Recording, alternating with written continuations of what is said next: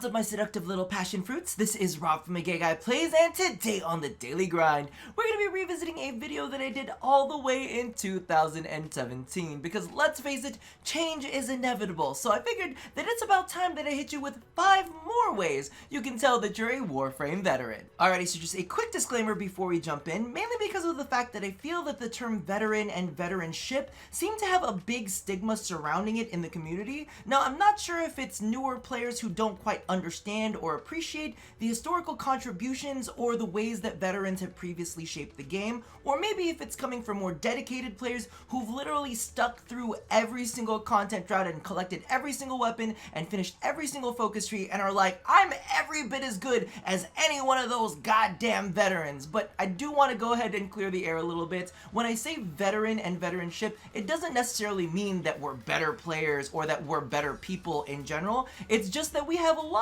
cooler stories than some of the other players out there. There's a lot of things that have happened in the past that I think are really, really funny, or just show exactly how far Warframe has come. So I figured that we would go ahead and share those with no stigma involved, just all love and a little bit of past reflection. So without ado, let's go ahead and jump on in. Okay, so there are 2 main reasons that I was inspired to revisit this topic, the first one being the damage multiplier on mods. Now, I had mentioned this in a previous video, and for the most part, everybody completely understood that this was a thing. However, I did get some comments that were like, wait, there's a damage multiplier for enemies on mod? No wonder they were hitting me so hard. And that totally set off alarms in my head going ding, ding, ding, ding, ding.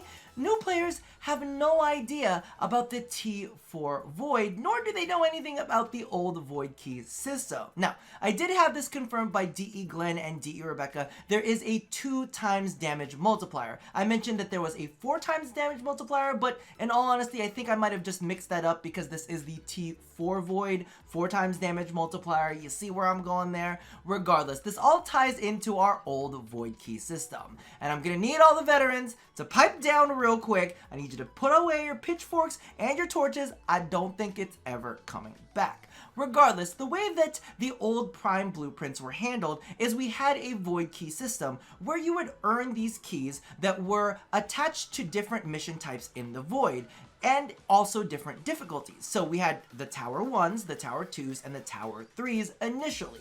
And basically what happened is DE kind of started running out of space in their drop tables for all of the different prime loot that was being stuffed in there. So before they went to the new relic system, they actually added in the T4 Void, which is where we get the 2 times damage multiplier. So we had a little bit more difficulty, and then that would be where a lot of the rarer stuff was held. So when they went ahead and kind of reworked the Void into the actual map, instead of having it just be gated out by these keys, they kept this one specific node. At least to my understanding, it's the only node that currently has that 2 times damage multiplier. So if you guys are wondering exactly why Mott hits you a little bit harder, that is exactly why. So the next main reason for this video is actually a new veteran story that had been shared with me with a guy that I'd been chatting with. Now, in the world of Warframe, if you've been playing for a while, you completely understand the term pizza, and that it doesn't necessarily mean pizza in the literal sense. However, with recent visual changes that have occurred to pizzas, they look a lot less pizza-like. So he had been telling me that he went on a mission and that there was a group of people, and that one of the people was asking one of the other players on the team, hey, would you like me to toss down some pizzas for you? And they were like, what? Well, we've got some pizzas if you need them. And that player was like, what?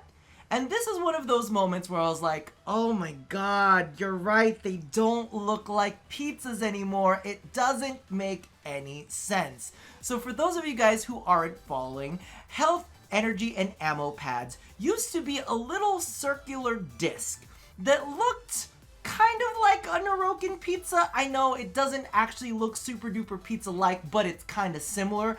At least a little more similar than it is now, where it has the kind of like little health disc that kind of like spins around in a circle and has the pad down on the ground.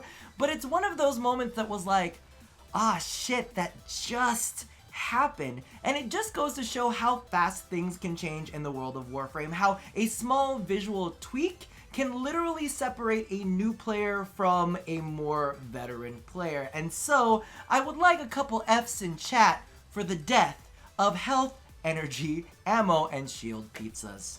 Ta-ta. Oh, I'm old. Moving along, we're going to shift focus a little bit more into lore, and you could probably tell that you're a Warframe veteran if you remember the days that the Infested could only infest organic matter. Now, for those of you guys who are taking a look at our current Infested roster, you probably see some MOAs and you see some Ospreys, and you're like, huh, what? Well, back in the days, the only thing that they could really infest were the Grineer and the Corpus crewmen, and that made up the big bulk of all of the infested troops. In fact, our old infested ancients didn't look anything like they do now. However, clearly, things have changed and things have mutated. And this kind of goes hand in hand with the Mutalist virus that Alad actually set upon the Corpus, turning their MOAs and their drones, as well as some of their other mechanical things, into infested Corpus beings. And I'm just like, damn, has it been that long? Because literally back in the days, the Infested were just a troop of enemies that focused solely on melee. They had absolutely no range attacks. They didn't have any like poison clouds. The Chargers can now spit globs of toxin at you, which they couldn't do before because DE was just focused on making them solely a melee-based enemy type. So after Alad got their hands on them and infected them, then we had a whole host of new infested creatures, from the MOAs to the drones to the brood mothers and all of that kind of stuff. But if you remember the old days where literally you could just kind of run away from the infested and not really have to worry about them, that's how you know you're a vet. So switching it up yet again, let's talk a little bit of Fashion Frame, but more specifically Telogen. Now, for those of you guys who are on PC and are aware as to how Telogen works, it's all directly linked through Steam, where you have to spend real-life currency in order to pick up each individual piece. Of course, if you're on console, you can buy it all with plat, but I'm not talking to you. Get out of here. We're only talking about PC right now.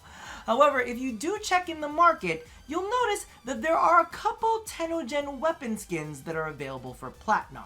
And if you are a veteran, you probably know exactly when that all went down. So basically, this is our first round of Telogen ever, and I'm not exactly sure, I'm a little bit hazy on it because my old man brain can't 100% process all of the memories, but I do believe that this was held through a contest, and all of us kind of voted on the skins that we wanted to see in game. And basically what happened is DE pulled those skins from the artist would receive a portion of the plat that was spent on them, and then boom, we had these weapon skins. So if you guys are wondering why there were certain pieces of Telogen that are available for plat, a veteran can tell ya that was our first round ever, and thus the history of Telogen hath begun.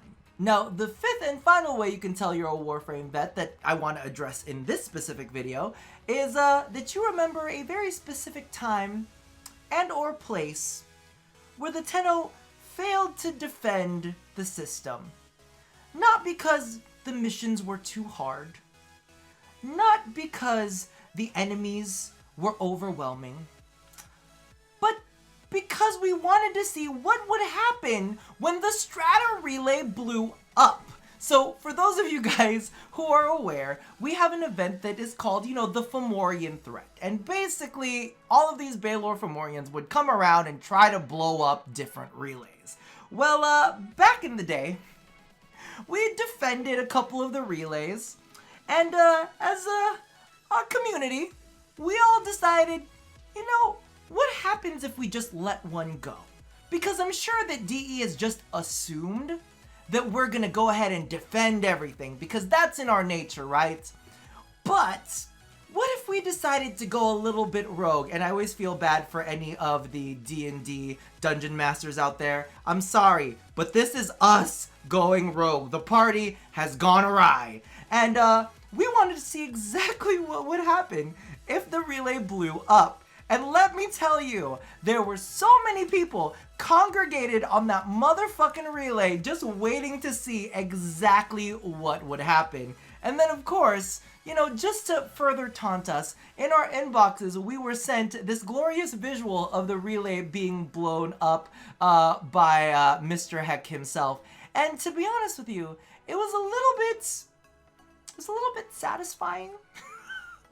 And you know, it's only taken DE several years to rebuild those relays, right? It's been quite a while, but slowly but surely they are slowly being added back into the system. But at least now you know that that it can be rebuilt, and that we are cruel and terrible individuals because, you know, we didn't just let it happen once. A couple people missed that relay and were really curious to see what would happen for themselves because they wanted the personal experience of being on a relay that blows up. So yeah, we might have let another one or two go.